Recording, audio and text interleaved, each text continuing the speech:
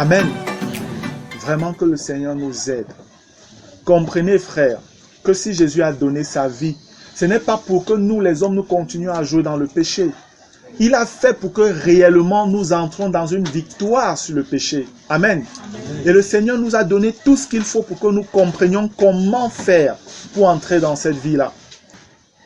Et vous savez, l'une des choses les plus difficiles, je l'ai déjà dit, je l'ai répété et je veux encore le répéter.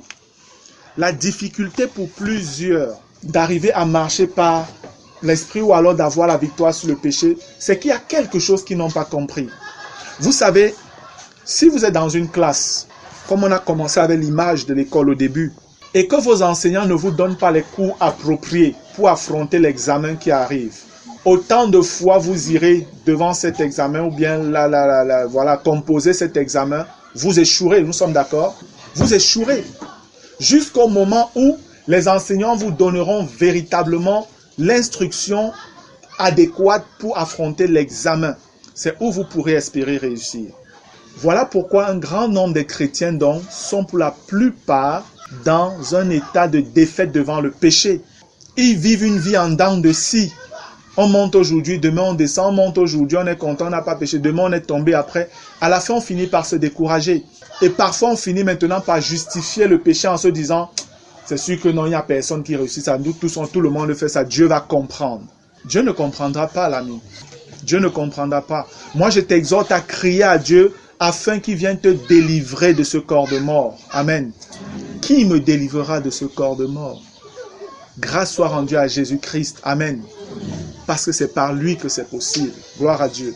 Et dans la suite de ce que nous allons étudier pour Romains 7, une des choses importantes, frère, c'est la compréhension de ce que c'est que la chair. Les chrétiens, pour la plupart, ne connaissent pas exactement ce que c'est que la chair. Lorsque les chrétiens parlent de la chair, ils vous parlent du corps physique, de la chair, le sang et la chair là. C'est vrai en partie. C'est vrai en partie. Mais personne dans la Bible n'a autant utilisé le mot chair que l'apôtre Paul. Et l'apôtre Paul est celui qui déclare qu'il a reçu l'excellence des révélations en ce qui concerne l'œuvre de Christ. Amen. Lui-même le déclare. Et pour comprendre ce que Paul appelle chair, il faut donc étudier les épîtres davantage de Paul. C'est vrai, lorsque la Bible parle de la chair, il y a des contextes où c'est réellement le corps de l'homme. Le corps, notre corps physique qu'on peut toucher. Le corps qui nous permet d'être en relation les uns les autres. Se saluer, s'embrasser et tout ça. Parfois aussi se donner des coups de poing malheureusement. Mais il y a une autre réalité, une autre entité que Paul appelle la chair. Celle-là est réellement le problème donc de la majorité des chrétiens. C'est ce que Satan a su cacher aux chrétiens. Et n'ayant pas connaissance de cette entité-là, les hommes sont pour la plupart tenus captifs dans le péché, dans la culpabilité, dans les larmes, dans le remords, et ils n'avancent pas. Et un chrétien qui est dans cet état, culpabilité, remords, péché, ce chrétien ne peut pas être utile entre les mains de Dieu. Pas du tout. Ce chrétien-là, Dieu ne peut pas lui dire « Offre-moi donc ton corps comme un sacrifice vivant, sain et agréable. » Ce chrétien, Dieu ne peut pas lui dire « Offre-moi donc tes membres comme des instruments de justice. » Le Seigneur ne peut pas le lui dire. Quand vous lisez Romains 6 s'adresse à ceux qui ont déjà compris ce que c'est que la chair et comment avoir la victoire sur le péché. Amen. C'est ça Romains 6 en fait. Et c'est pourquoi là-bas on peut dire, vous n'avez plus à être esclave du péché. Vous devez désormais offrir vos membres comme des instruments de justice à Dieu. Mais avant, si vous n'avez pas compris comment avoir la victoire sur le péché, Dieu ne peut pas vous demander cela. Ça montre simplement que vous devez davantage le chercher, travailler. Et ça montre que les dirigeants, les anciens du peuple de Dieu, les véritables anciens, doivent davantage travailler à vous aider à comprendre et entrer dans cette réalité-là. Et c'est le travail que je suis en train de faire en tant qu'ancien dans l'église du Seigneur. Gloire à Dieu. Amen. Je ne vais pas parler de la chair qui est le corps, parce que c'est facile, tout le monde comprend, tout le monde, voilà. Maintenant, pour étudier, pour comprendre ce que c'est que la chair, il est important d'étudier selon les contextes dans les Écritures. Amen. C'est important d'étudier selon les contextes. Quand vous voyez chair dans la Bible, surtout dans la Nouvelle Alliance, surtout encore dans les épîtres de Paul. Faites attention. Prenez la peine de demander de quoi est-ce qu'il parle ici. C'est quelle chair ça? Est-ce que c'est la chair, le corps humain, ou alors c'est la chair, puissance de péché en moi? Lorsque vous regardez dans Romains le chapitre 7, vous allez voir qu'à plusieurs reprises, l'apôtre Paul parle du péché. Il dit le péché, le péché, le péché. Pas les péchés. Il dit le péché, pas les péchés. Parce qu'en réalité, la chair est la source du péché. Amen. Pardon, la chair est la source des péchés. Mais la chair et le péché, c'est une même chose. Une seule et même chose. Amen. La chair et le péché dont Paul parle. Quand Paul dit le péché, Paul est en train de parler de l'origine, de la source des multiples fruits du péché que les gens commettent. Regardons dans Romains 7 quelques versets. Lorsque je regarde, peut-être je prends le verset 7. Il est écrit, que dirons-nous donc? La loi est-elle péché? Loin de là. Mais je n'ai connu le péché que par la loi. Car je n'aurais pas connu la convoitise si la loi n'avait dit, tu ne convoiteras point. Après il dit, et le péché, saisissant l'occasion, produisit en moi par le commandement toutes sortes de convoitises. Car sans loi, le péché est mort. On comprend en fait ici que le péché est presque personnifié. Amen. Quand on dit le péché est personnifié, c'est que le péché agit comme une personne. Le péché sait saisir les occasions. Le péché sait pousser à la convoitise. Le péché agit comme un être vivant, comme un être humain. Et quand vous allez étudier la chair, vous allez vous rendre compte que la chair agit exactement de la même manière. La chair agit exactement de la même manière. Lorsqu'on avance, si on va peut-être au verset, prenons le verset 14 dit, nous savons en effet que la loi est spirituelle, mais moi je suis charnel, vendu au péché. Car je ne sais pas ce que je fais, je ne fais point ce que je veux, et je fais ce que je hais.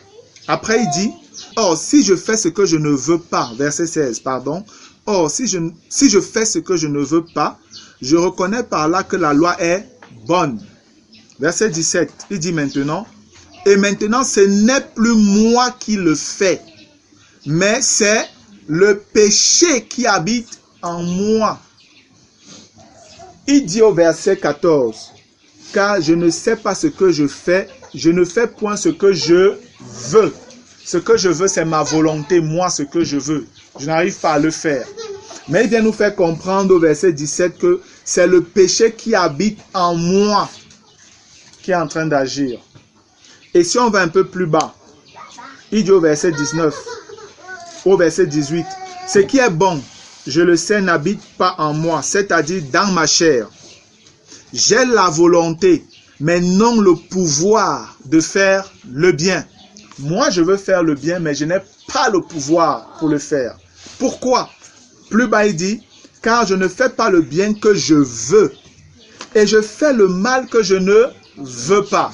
Et il finit par dire au verset 20, et si je fais ce que je ne veux pas, ce n'est plus moi qui le fais, c'est le péché qui habite en moi. Ça veut dire qu'il y a une autre volonté en moi qui me pousse à faire ce que je ne veux pas. Et Paul dit c'est le péché. Et on voit que ce péché agit comme un être humain. Te tente, te pousse vers des passions, te pousse vers des désirs, des choses qui véritablement ne sont pas conformes à la volonté de Dieu. Amen. Donc, bien aimé, il est important de comprendre ce que c'est que la chair. La chair est une entité vivante. Comprenez bien. Le corps, la chair corps, n'est pas une entité vivante par elle-même. Je vous en supplie, prenez vraiment le temps de comprendre ce que je dis. Parce que si vous ne comprenez pas ça, vous ne pourrez pas entrer dans la victoire sur le péché. Mais si vous comprenez cette différence entre chair et chair, alors vous allez commencer à travailler en connaissance de cause avec le Saint-Esprit. Amen. La chair, qui est notre corps, n'est pas une entité vivante par elle-même. parce qu'elle est en activité, parce qu'il y a l'esprit. Nous sommes à l'intérieur, nous sommes l'esprit à l'intérieur. C'est pourquoi la chair, le corps peut bouger. Amen. Si l'esprit quitte le corps, la chair, le corps, si la chair, le corps tombe et ne peut plus rien faire. Amen. Ne peut plus rien faire. Quel que soit ce que vous allez faire, ça ne réagira plus du tout. La puissance du péché, elle, la chair maintenant, puissance du péché, est une entité vivante. Mais qui est où? Dans notre corps physique. Ce n'est pas dans ton esprit, toi qui es né de nouveau. Ce n'est même pas dans ton âme. Mais c'est dans ton corps. Et on va voir ça quand on étudiera verset après verset Romains 7. On ne va pas le faire aujourd'hui. Je veux davantage expliquer ce que c'est que la chair. Afin que, lorsque nous allons étudier verset après verset Romains 7, vous compreniez exactement de quoi je parle désormais. Ou alors de quoi le Seigneur nous parlait au travers de l'apôtre Paul. Amen. La chair, puissance de péché, la source de tous les péchés, est une entité vivante qui habite dans le corps de chaque être humain. Avant notre nouvelle naissance, c'était le vieil homme qui était là. Et la chair avait la domination sur le vieil homme. Parce que le vieil homme n'était pas né de nouveau. Et la chair pouvait donc l'utiliser pour faire tout le péché, tout le mal qu'elle voulait faire. Elle se servait du vieil homme. Et le vieil homme, comme il est dans notre corps, le corps obéissait. C'est pourquoi l'apôtre Paul appelle même cette chair puissante de péché, chair, le corps. Pourquoi? Parce que c'est condamné dans le corps. Et malheureusement, comme les pulsions de la chair puissante de péché dans notre corps se manifestent beaucoup plus dans le corps physique, c'est comme ça que Satan a réussi à cacher la chair puissante de péché et de mort aux êtres humains, particulièrement aux chrétiens. Parce que parfois, lorsque vous avez certains désirs, c'est dans votre corps physique, vous ressentez ça en vous, n'est-ce pas? Amen. Quand parfois quelqu'un est jaloux, la jalousie ne se manifeste pas comme ça en l'air. C'est que parfois tu vois quelqu'un, ton cœur commence à réagir, tu sens même comment ton cœur commence à battre vite. Et c'est pourquoi les chrétiens se disent que ouais, la chair si est.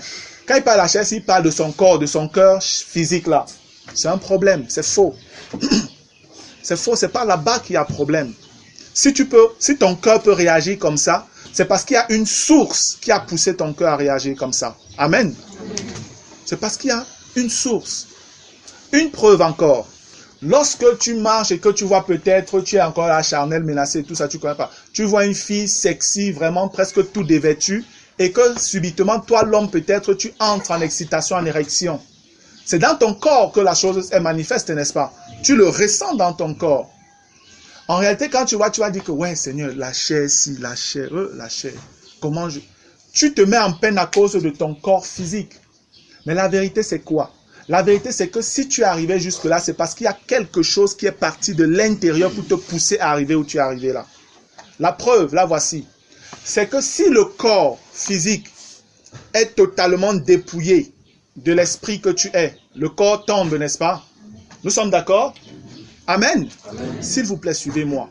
Si nous sommes là et que l'esprit que je suis sort de ce corps, le corps tombe simplement comme une enveloppe. Nous sommes d'accord? Que toutes les belles femmes du monde viennent se mettre là nues, le touche-tourne.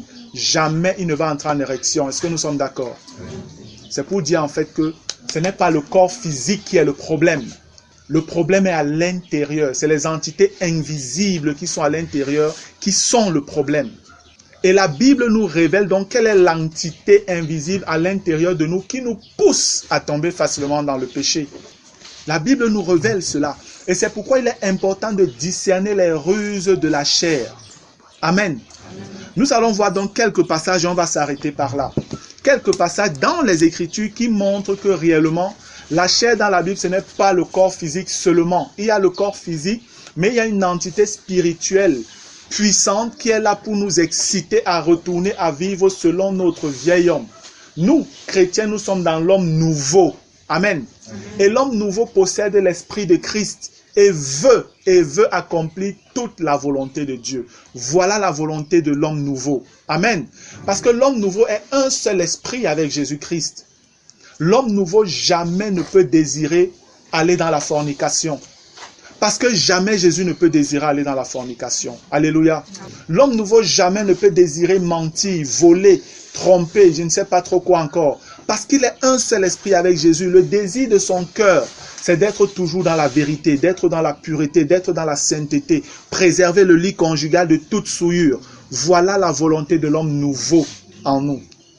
Mais d'où vient-il que malgré que nous soyons un homme nouveau, on ressent toutes les pulsions qui nous entraînent à aller contre la volonté de l'Esprit de Dieu?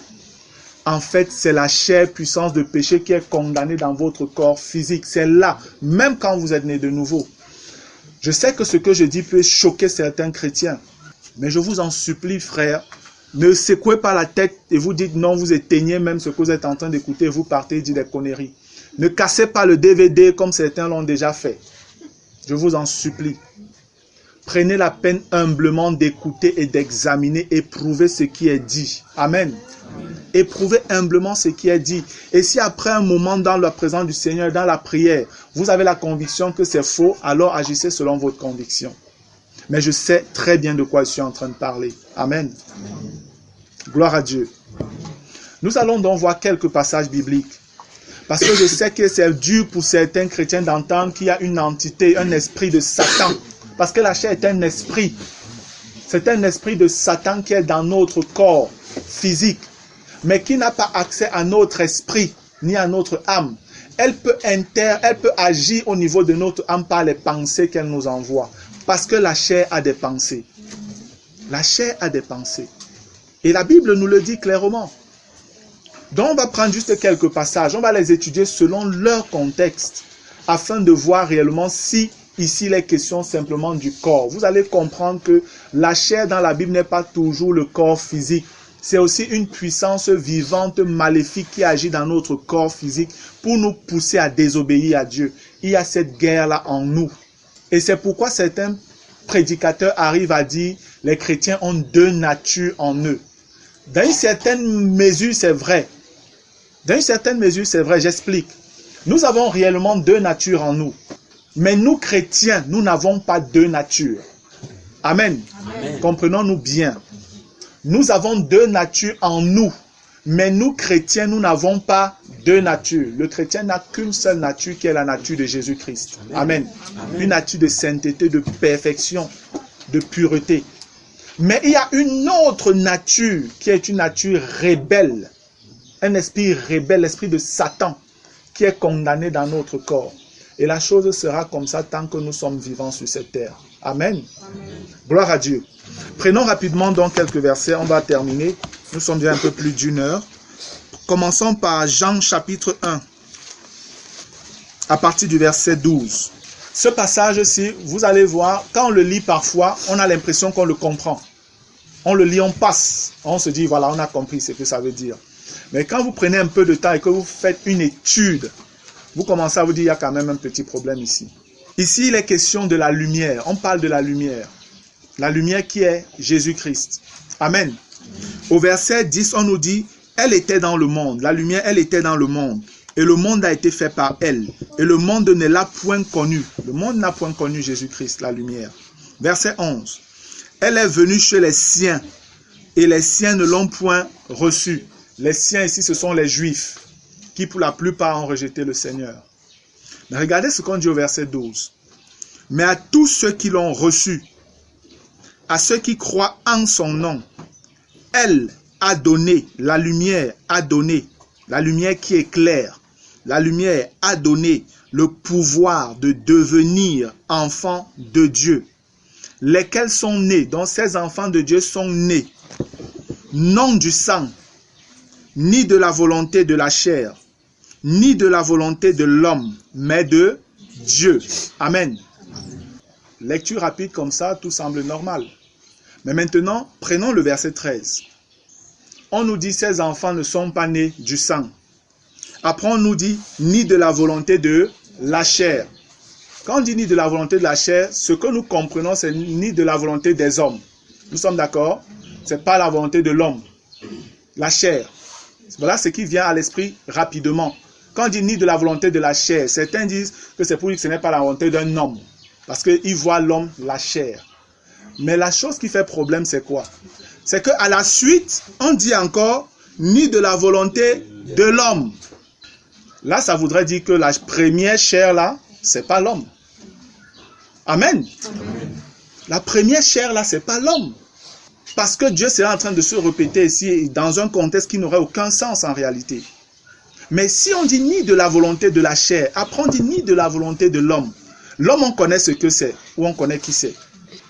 Ce qui peut faire problème dans une certaine mesure ici, c'est non du sang et ni de la volonté de la chair. Mais qu'est-ce que ça veut dire? La vérité, c'est quoi? La vérité, c'est qu'au-delà de ce que ce verset nous révèle simplement comme ça par l'écriture que nous lisons, il y a un mystère merveilleux que Dieu est en train de nous révéler là-dedans. Et ce mystère est lié aux entités qui dominent les hommes sur la terre. En fait, Dieu est en train de vous révéler que le fait que vous soyez né de nouveau, vous avez été affranchi de la domination du sang, de la domination de la chair et de la domination de la volonté de l'homme, pour désormais vous soumettre à la volonté de Dieu. Amen. Voilà en fait ce que le Seigneur est en train de révéler. Quand on prend du sang, qu'est-ce que le Seigneur est en train de vouloir nous faire comprendre? La parole nous fait comprendre que les hommes sont tous sortis d'un seul sang. Parlant de qui? D'Adam. Les hommes sont tous sortis d'un seul sang. Mais tous ceux qui sont sortis du sang d'Adam sont sortis sous la malédiction du péché. Amen. Donc Dieu est en train de vous dire, tous ceux qui ont accepté Jésus-Christ comme sauveur, ils ont reçu le pouvoir d'être au-dessus de la nature adamique. Amen. Dans la nature du péché là, vous avez reçu par la nouvelle naissance le pouvoir d'être au-dessus de la nature adamique qui vous entraînait au péché. Alléluia.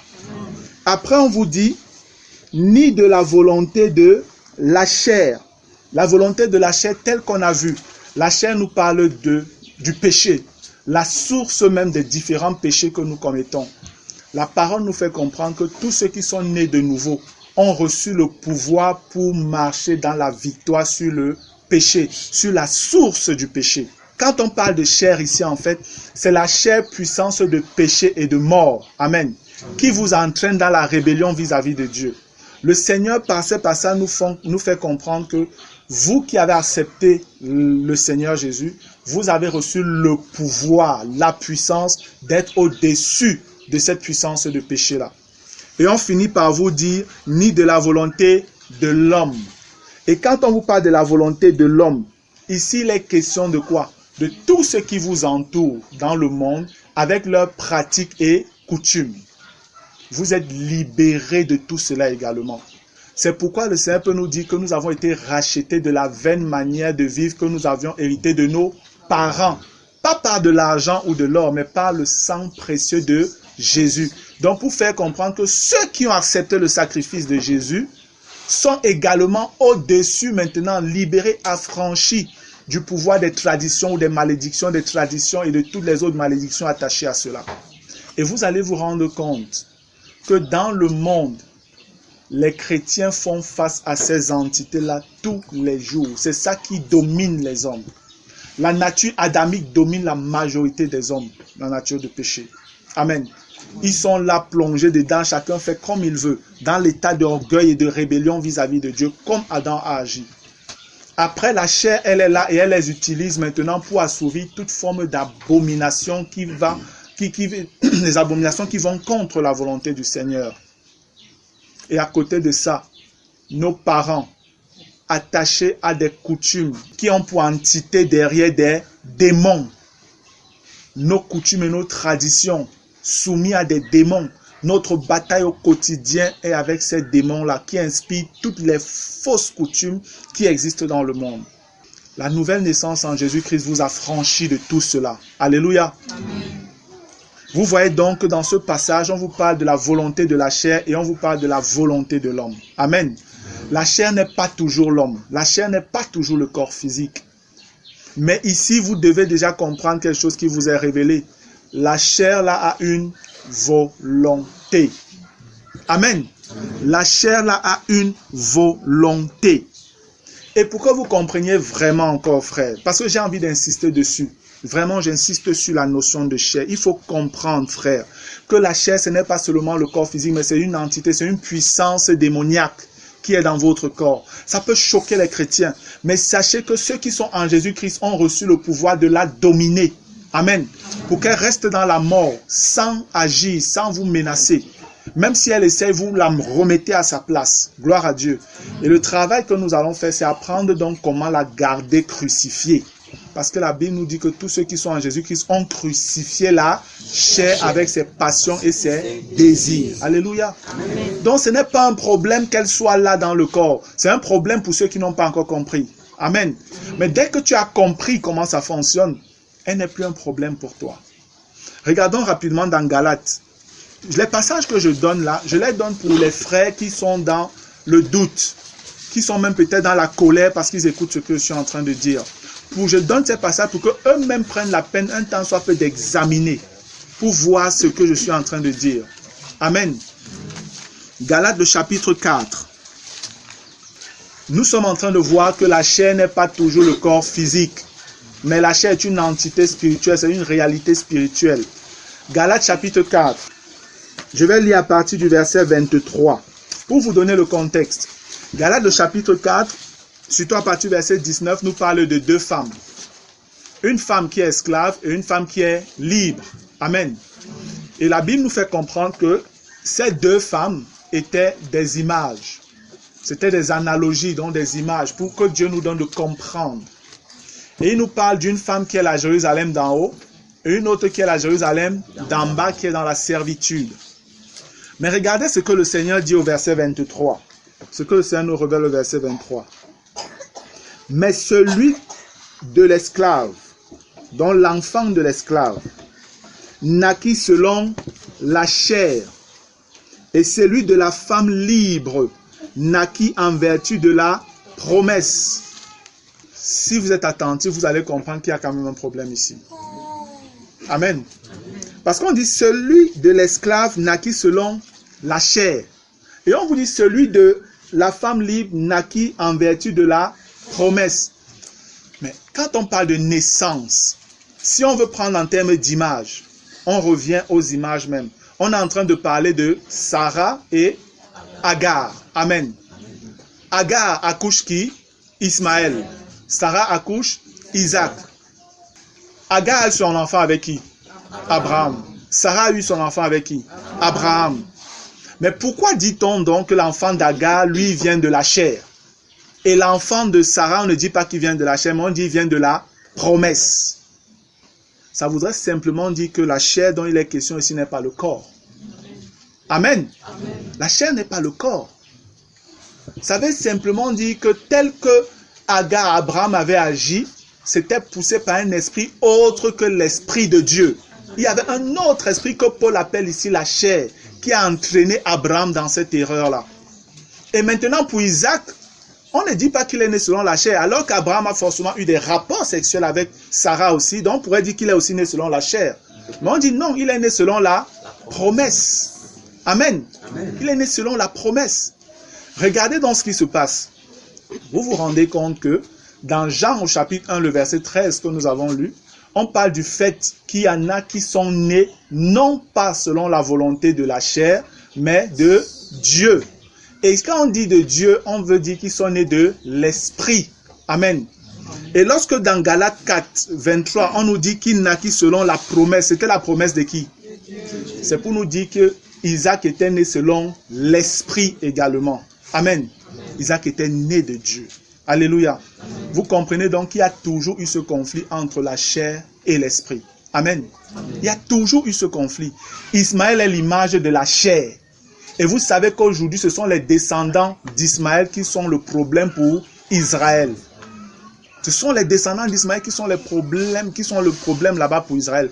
De la même manière que la chair est le problème pour tous ceux qui sont des hommes et des femmes nouveaux ou nouvelles en Jésus-Christ. Pour ceux qui sont nés de nouveau.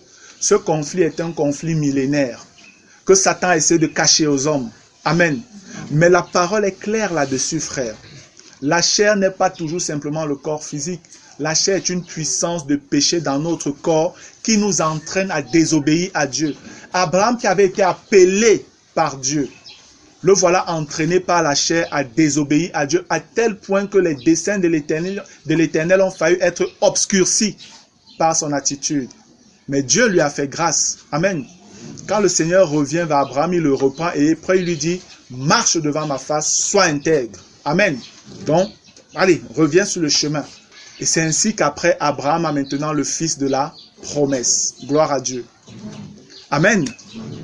Voilà, notez ces passages-là. Ce que je vous donne, c'est pour que même dans les échanges avec d'autres frères, que vous puissiez avoir ces passages pour leur dire, frère, toi-même regarde ce que les Écritures disent. Alléluia. Allons dans Romains 7. Je vais lire à partir du verset 4. Un autre passage pour nous montrer que la chair est différente du corps physique. Romains 7, 4. De même, mes frères, vous aussi, vous avez été par le corps de Christ mis à mort en ce qui concerne la loi, pour que vous apparteniez à un autre, à celui qui est ressuscité des morts, afin que nous portions des fruits pour Dieu. Écoutez le verset 5. Car, lorsque nous étions dans la chair, les passions des péchés provoqués par la loi agissaient dans nos membres, de sorte que nous portions des fruits pour la mort. Mais maintenant, nous avons été dégagés de la loi, étant morts à cette loi sous laquelle nous étions retenus, de sorte que nous servons sous le régime nouveau de l'esprit, et non selon la lettre qui a vieilli. L'apôtre qui écrit ici, c'est qui? C'est Paul. Amen. Vous avez déjà vu un mort écrire? Non. Ça veut dire que Paul était vivant quand il écrivait cette lettre. Amen. Il était vivant dans son corps, n'est-ce pas? Amen. Mais comment se fait-il qu'au verset 5, Paul nous dit, car lorsque nous étions dans la chair, comme s'il n'est plus dans la chair, il est déjà un esprit. Si la chair c'est le corps physique, c'est que Paul a un langage un peu bizarre. Ici, nous sommes d'accord? Il dit car lorsque nous étions dans la chair, comme si lui il est déjà sorti de son esprit. Paul n'était pas un sorcier. Parce que c'est qu'il y a un qui sort à toute heure là. Voilà, la nuit, le jour, il sort. Paul, lui, ne sortait pas comme ça. Amen. Paul est en train de nous donner de comprendre ici que lorsqu'on était encore dominé par la puissance du péché, qu'est-ce qui se passait? Il nous dit les passions des péchés maintenant. Les passions des péchés provoquées par la loi agissaient dans nos membres, donc dans notre corps physique. Dans notre corps physique, de sorte que nous portions des fruits pour la mort. Mais par la suite, il nous dit, mais maintenant c'est une autre étape de la vie. Maintenant, nous sommes sortis de cet état de la chair là, où la chair nous dominait. Mais maintenant, nous avons été dégagés de la loi qui donnait sa force à la chair. Étant mort à cette loi sous laquelle nous étions retenus, dont nous étions prisonniers, de sorte que nous servons sous le régime nouveau de l'esprit, et non selon la lettre qui a vieilli. Il y a toujours une opposition entre la chair et l'esprit. Toujours, bien aimé. Les chrétiens doivent comprendre ça. Et la chair dont il est question, ce n'est pas votre corps. Votre corps n'a aucun problème. Quand vous avez compris comment marcher avec Dieu, dans l'esprit, votre corps n'est pas un problème. Votre corps devient plutôt un instrument de bénédiction et un instrument de justice pour Dieu. Amen. Amen. Dieu veut votre corps. La Bible vous demande de servir Dieu dans votre corps et dans votre esprit. Votre corps n'est pas un problème. Votre corps, c'est Dieu qui l'a créé. Et Dieu veut se rapproprier ce corps parce que Satan l'a longtemps utilisé pour des abominations. Gloire à Dieu. Amen. Regardons rapidement un autre passage. Galates, le chapitre 5. Ce sont des versets qui nous donnent de comprendre que la chair, ce n'est pas toujours le corps physique, mais c'est aussi une entité vivante, un esprit de Satan, un esprit méchant qui est là dans notre corps pour nous conduire à désobéir à notre Dieu, à faire ce que nous ne voulons pas faire et à nous empêcher de faire ce que nous voulons faire. C'est ce que nous apprend Romains 7 et c'est la vérité. Galates chapitre 5, je vais lire les versets 16 et 17. Il est écrit, « Je dis donc, marchez selon l'esprit et vous n'accomplirez pas les désirs de la chair. » On nous révèle ici que la chair a des désirs. La chair a des désirs. Le corps physique en lui-même n'a pas de désir propre.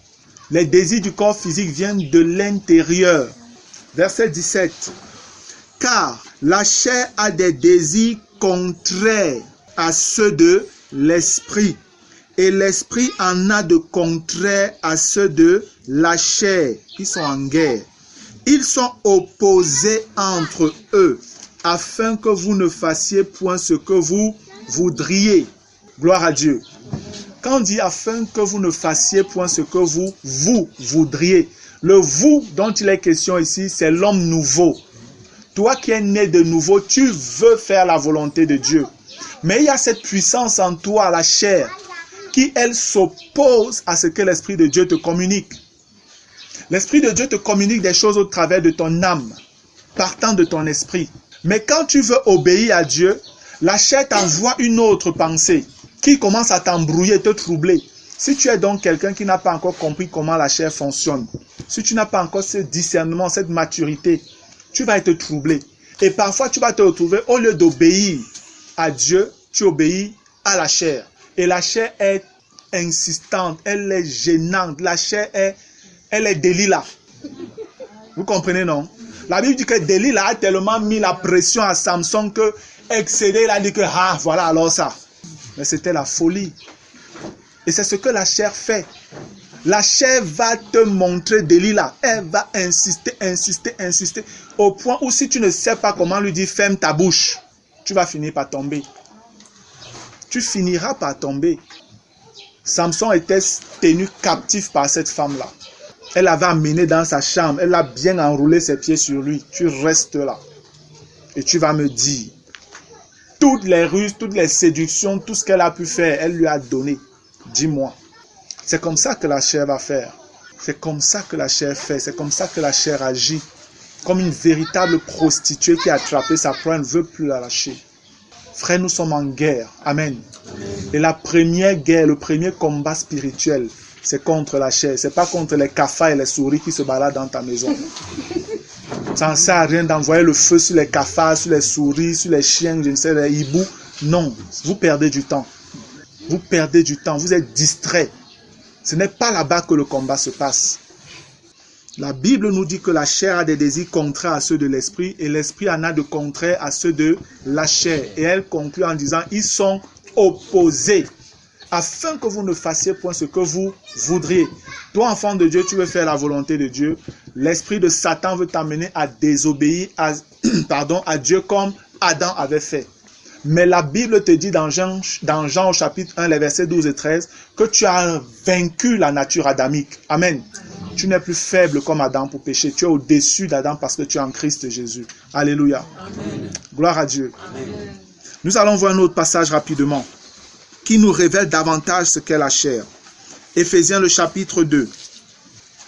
Je vais lire à partir du verset 1. Il est écrit, « Vous étiez morts par vos offenses et par vos péchés. » Il parle ici à des chrétiens, il parle au passé. Avant, vous étiez morts dans vos péchés. Éphésiens 2, verset 1. « Vous étiez morts par vos offenses et par vos péchés, dans lesquels vous marchiez autrefois, selon le train de ce monde. » Le train de ce monde fait référence à la volonté de l'homme. Les coutumes, les pratiques du monde et tout ça. La Bible nous dit aussi là-bas que Jésus nous a donné le pouvoir, amen, sur le train de ce monde, sur la volonté des hommes. Le Seigneur nous a donné le pouvoir sur le train du monde. On n'est pas obligé de monter dedans. Amen. On préfère aller même à pied. Il dit selon le train de ce monde, selon le prince de la puissance de l'air. La puissance de l'air ici, le prince de la puissance de l'air, c'est Satan. La Bible nous parle du fait dans Éphésiens, je crois toujours 6, au verset chapitre 6, que nous avons à lutter contre les esprits méchants qui sont dans les lieux célestes. C'est en fait ce que ça veut dire. Et quand on dit le prince de la puissance de l'air, le prince c'est chef, prince c'est tête en grec. Prince, chef, tête, c'est la même chose en grec. Prince, chef, tête, tout ça c'est la même chose. C'est pourquoi on peut dire Jésus est le prince de notre salut. On peut dire il est la tête de l'église. On peut dire il est le chef de l'église. Amen. C'est prince. Donc on est en train de dire ici que Satan, le chef de la puissance de l'air, les gens là avant nous marchions sous sa domination. Et on finit par nous dire de l'esprit qui agit maintenant dans les fils de la rébellion. C'est de cet esprit dont je vous parle, c'est la chair. La chair, c'est l'esprit de Satan même. Amen. Qui est là pour se rébeller toujours à Dieu, comme ça avait fait avec Adam. Comme il avait fait avec Adam, commençant dans la séduction du serpent jusqu'à ce qu'il a pu entrer en eux par le péché. Maintenant, il est déjà là à l'intérieur. Et il faut qu'il soit botté à l'extérieur. Amen. Il faut qu'il soit botté à l'extérieur. Et le Seigneur a commencé ça par la nouvelle naissance. En amenant d'abord notre esprit à la nouvelle naissance. Amen. C'est pourquoi la chair n'a plus de place dans notre esprit. Dans ce que nous sommes au plus profond de notre être. Dans le lieu très saint où réside le Saint-Esprit, la chair n'a pas accès là-bas. Amen. Au niveau de l'âme qui est toujours en état de purification, de sanctification, la chair peut envoyer ses pensées, mais l'esprit envoie également les siennes. Et pour ceux qui sont en communion avec Dieu, ils sauront à qui obéir. Voilà où le combat se passe en fait, au niveau de l'âme. La chair envoie sa part, l'esprit envoie sa part. Maintenant, vous, enfants de Dieu, vous êtes appelés donc à étudier la parole de Dieu, à la lire, à la méditer, à prier, afin de recevoir toujours les directives claires de Dieu. De telle enseigne que toute directive contraire à la volonté de Dieu révélée dans sa parole, vous connaissez directement que ça, c'est la chair. Amen. Et vous n'avez pas à réfléchir par rapport à ça, vous passez votre chemin. Gloire à Dieu.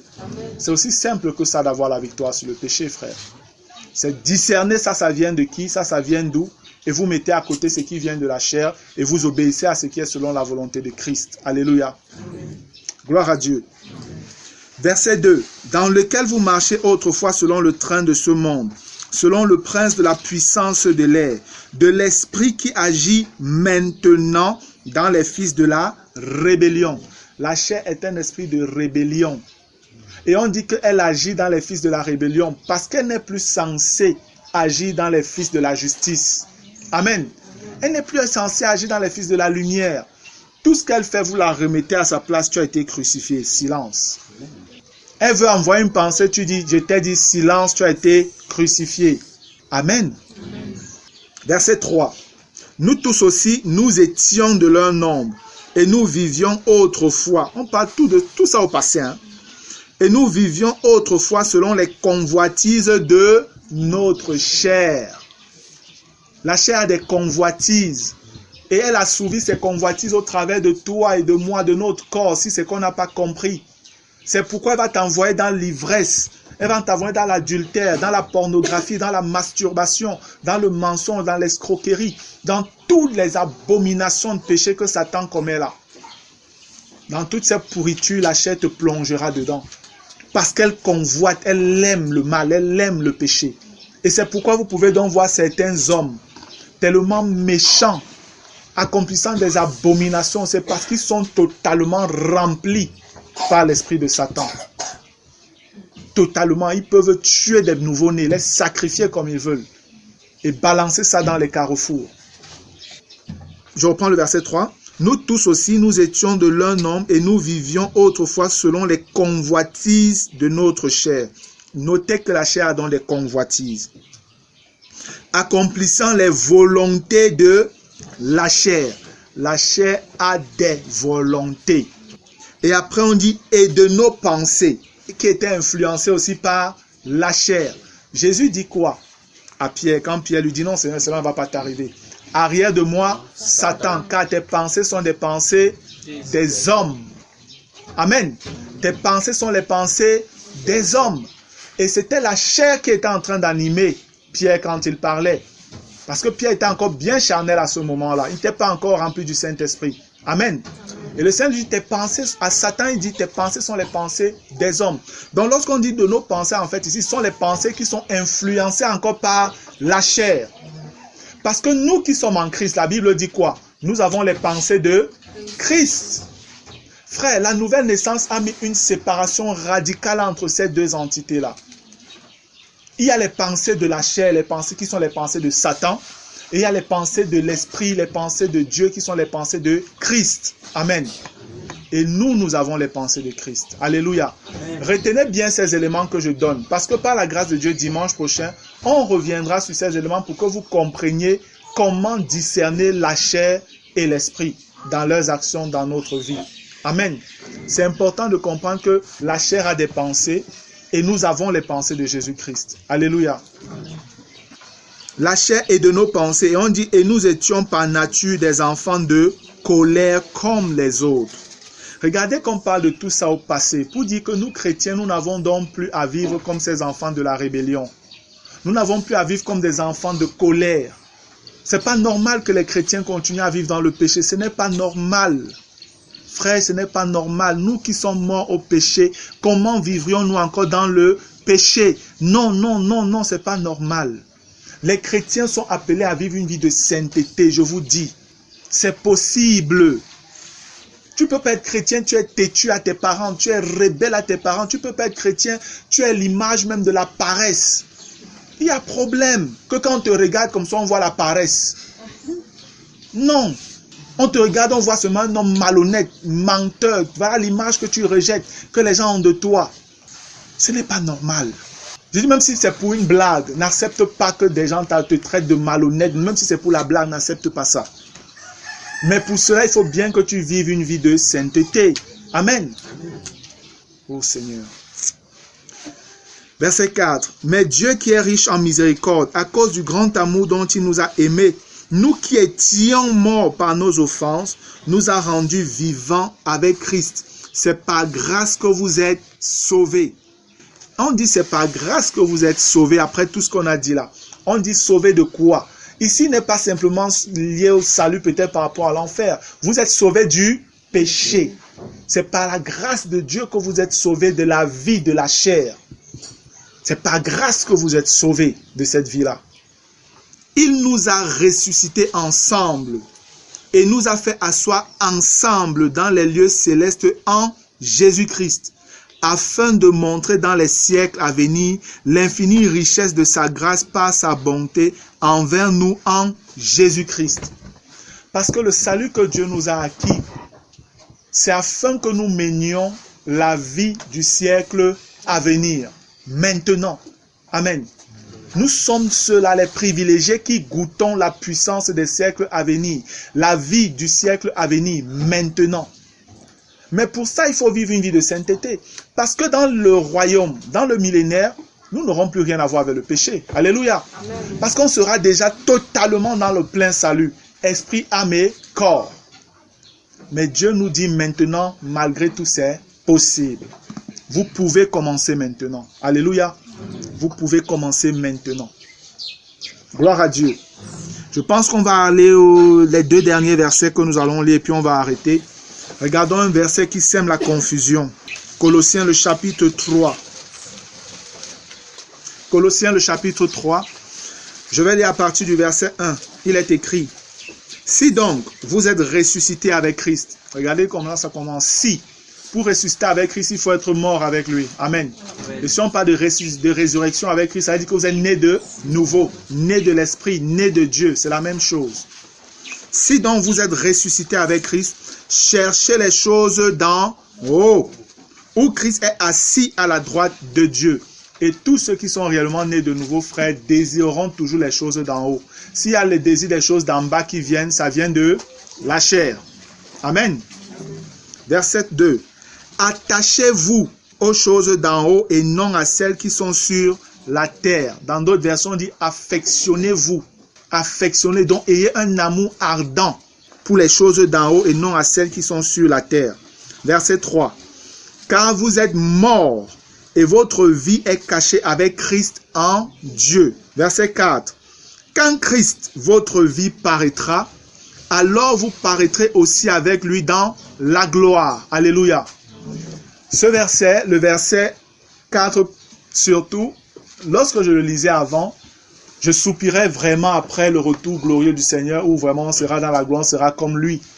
Et le Saint-Esprit m'a dit un jour, non, tu peux vivre ça maintenant. Amen. Amen. Comprenez bien ce que je dis. Le Saint-Esprit m'a dit non. Il n'est pas question d'attendre quand le Seigneur va venir dans sa gloire. Il est question de vivre la chose maintenant. Parce que lorsque la parole vous dit, quand Christ votre vie paraîtra, alors vous paraîtrez aussi avec lui dans la gloire. L'apôtre Paul nous dit quoi dans Galates 2:20? Si je vis, ce n'est plus moi qui vis, c'est Christ qui vit en moi.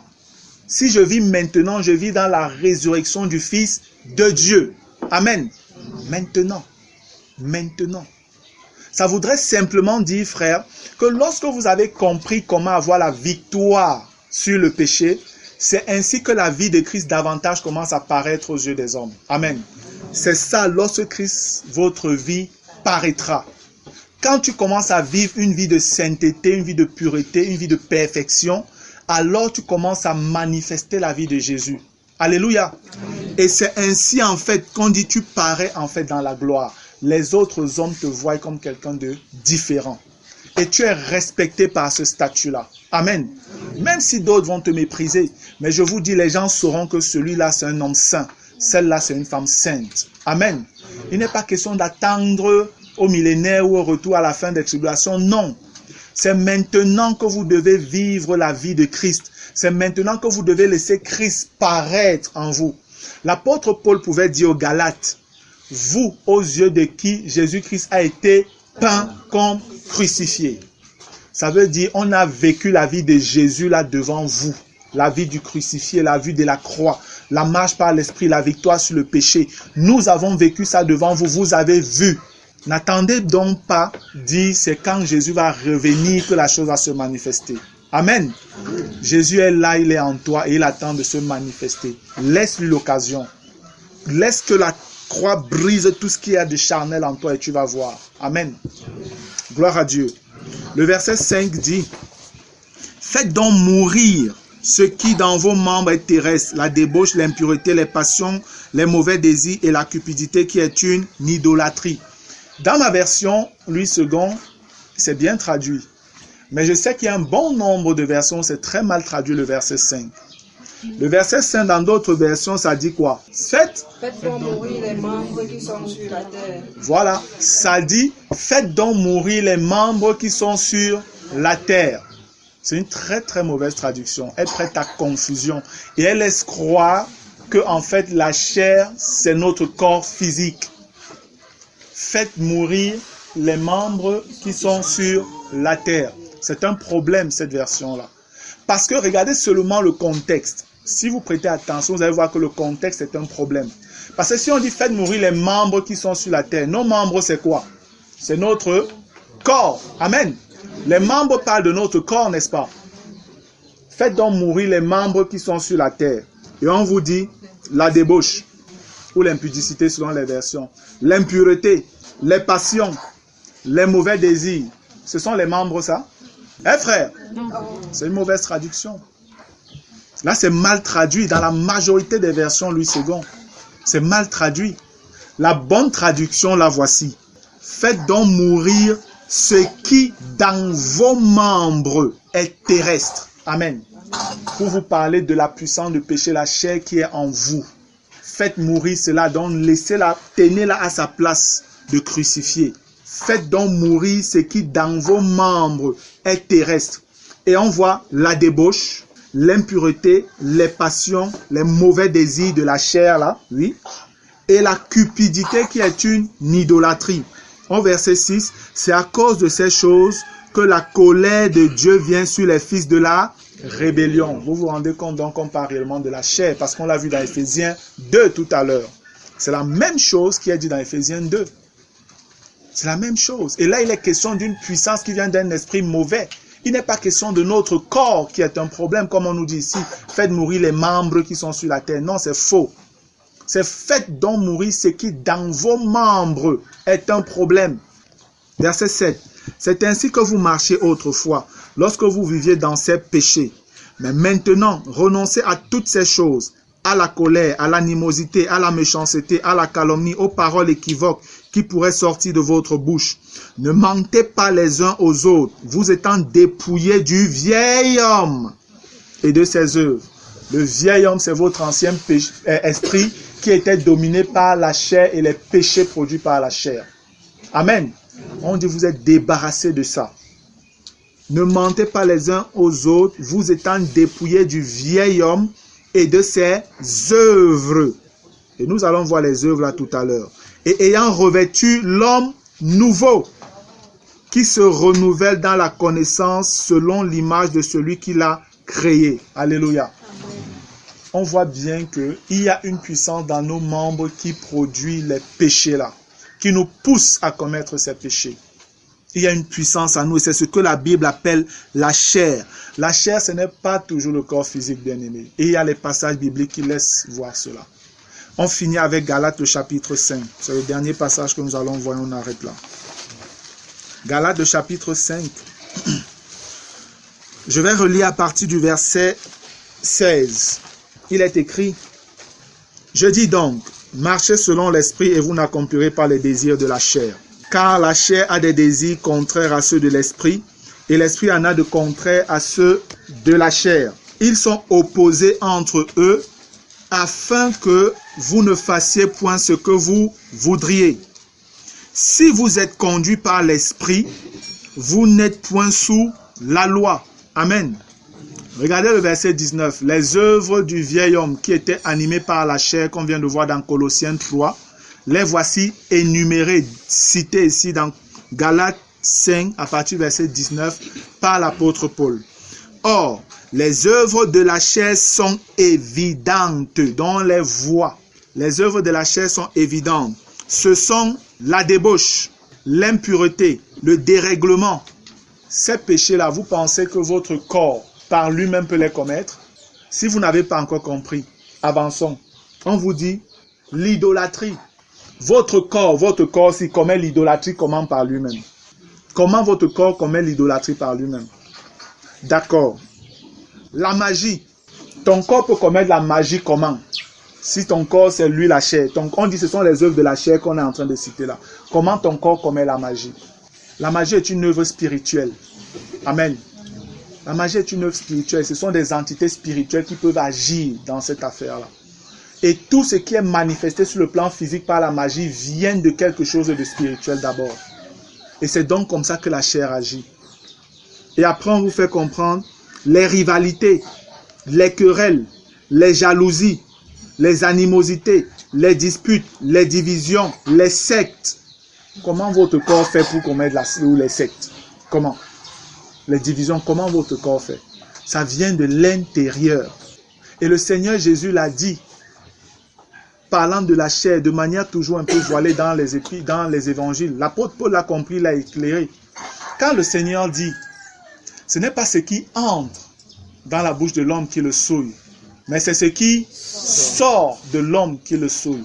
Parce que c'est de l'intérieur que viennent les meurtres, les jalousies, les disputes et tout, et tout, et tout, et tout. C'était pour vous dire que non, ce n'est pas votre corps le problème. Quand il vous dit, ce n'est pas ce qui entre. Parce que ce qui entre, il dit après, ça va où? Dans le lieu secret. Pour dire que ce ne sont pas des choses physiques. Ce n'est pas le corps le problème. Mais il y a des entités à l'intérieur qui sont déjà là. Et elles veulent maintenant faire sortir leurs désirs et leurs passions. C'est ça le véritable danger du chrétien. Ce n'est jamais ce que tu manges. C'est pourquoi quand vous dites mangez cachère, ne mangez pas le porc, ne mangez pas ceci, mangez seulement cela, ne touchez pas à ci, ne touchez pas à ça. Dieu dit tout ça en fait.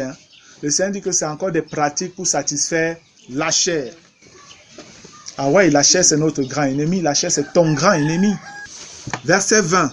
L'idolâtrie, la magie, les rivalités, les querelles, les jalousies, les animosités, les disputes, les divisions, les sectes, l'envie, l'ivrognerie, les excès de table et les choses semblables.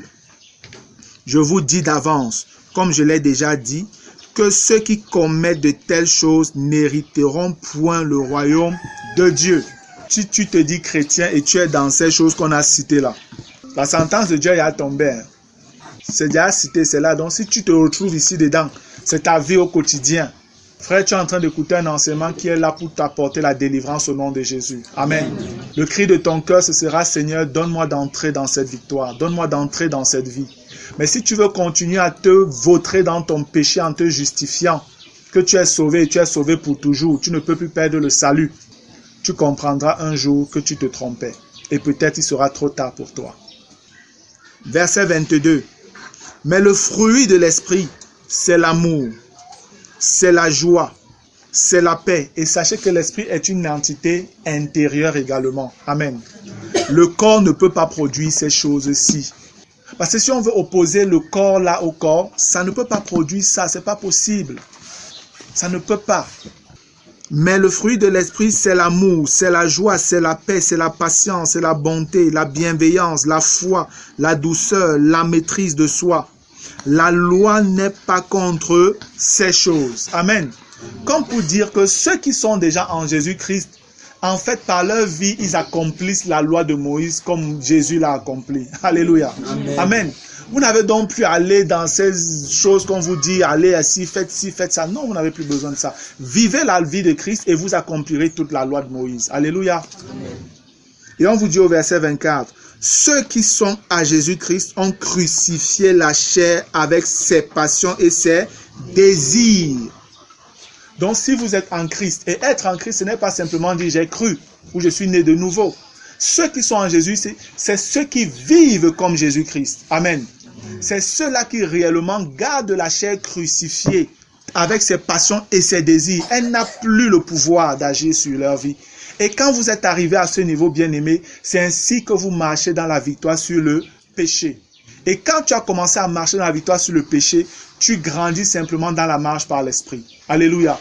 Parce que tu vas commencer à discerner clairement la volonté de Dieu et la volonté de la chair. Et tu seras toujours en train d'obéir à la volonté de l'Esprit de Dieu. Et c'est ainsi que tu marches par l'Esprit parce que c'est comme ça que Jésus a marché. C'est ce que Dieu appelle être un disciple accompli. Alléluia. Qui est devenu comme son maître. Alléluia. Un disciple accompli qui est devenu comme son maître. Ce n'est pas une affaire où on a besoin de 20 ans de foi pour connaître. C'est parce qu'on a perdu du temps, parce qu'on n'avait pas de personnes pour nous révéler ces choses, nous enseigner clairement comme ça, qu'on a tourné pendant des années dans le péché et qu'on croyait que c'est la vie normale. Voilà, on se bat, on espère, on se bat. Non, vous pouvez vivre une vie de paix, de tranquillité, même dans vos pensées, dans votre conscience, dans votre cœur. Amen. C'est possible de vivre une pleine liberté à tous les niveaux par le Saint-Esprit. C'est possible, bien-aimé. Gloire à Dieu. Si nous vivons par l'Esprit, marchons aussi selon l'Esprit. Amen. Si réellement vous êtes venus à la nouvelle naissance par l'Esprit de Dieu, alors marchez selon l'Esprit de Dieu. Gloire à Dieu. Voilà, bien-aimés, je prends encore pour moi l'enseignement d'aujourd'hui toujours comme une introduction dans l'enseignement pratique de comment marcher dans la victoire sur le péché. Amen. Par la grâce de Dieu, dimanche, nous allons aller pour terminer l'enseignement sur Romains 7. J'espère vraiment par la grâce de Dieu, dimanche prochain, nous terminerons cela. Gloire à Dieu. Amen. Ok, je vais prier. Seigneur, notre Dieu et notre Roi, nous voulons te bénir encore. Merci parce que tu nous as exaucés, Seigneur, en nous donnant la force, ô Dieu, de suivre cet enseignement. Merci parce que tu m'as fortifié dans mon corps, dans mon âme, dans mon esprit, pour que je puisse délivrer ce message de liberté, Seigneur, de libération, de délivrance, d'affranchissement à ton peuple. Je prie que le Saint-Esprit qui est là pour agir, ô Dieu, continue le puissant ministère qu'il a commencé depuis plusieurs semaines par la série de ses enseignements. Je te supplie de mettre la soif d'entrer dans cette vie, dans le cœur de tes enfants, Père. Je t'en supplie au nom de Jésus. Et soutiens-nous afin que nous avancions, Seigneur, dans cette série.